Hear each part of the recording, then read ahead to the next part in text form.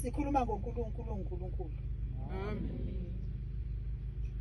Esiya esiqasheliswe ngaye ngaso sonke isikhathi esikwenzayo. Thiwa wayethanda umdlula komunye umuzi komunye umama afika athi mama ngicela idokwe. Alikhiphe kodwa isibusisa yesikhiphe ethi konke okwenzayo uzenzela wena.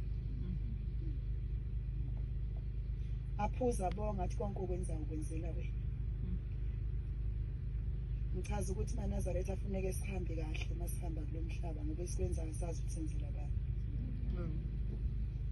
Thiwa wayise wahamba njalo lo baba mayedlula ngakhona. Amnikezele acelele lidoko angene kulomuzi acelele lidoko. Ushembe uyayifuna inhliziyo yakho. Amnike. Ngelinye ilanga wayeseyadideka lo nkosikazi wathi uyangicasula lo muntu. Olokhu ezongicela idokwe ngoba siboni sisemhlabeni. Silingisa inkosikazi eyayilindele ukuthi kuzofika uJesu. Kwase kufika umuntu omanikiniki. Yayisimxosha yathi angibe ngalindelanga wena. Kwathi lokho kwesithathu wamnika kanti usemhlakaniphela usefaka ushevu. Wabonga futhi ngendlela ajwayele ngayo. Wathi ngiyabonga konke okwenzayo usenzela wena. Wakuthatha lokudla wahamba nakho wathi esendleleni wahlangana nendoda eyayilambile isikhathele.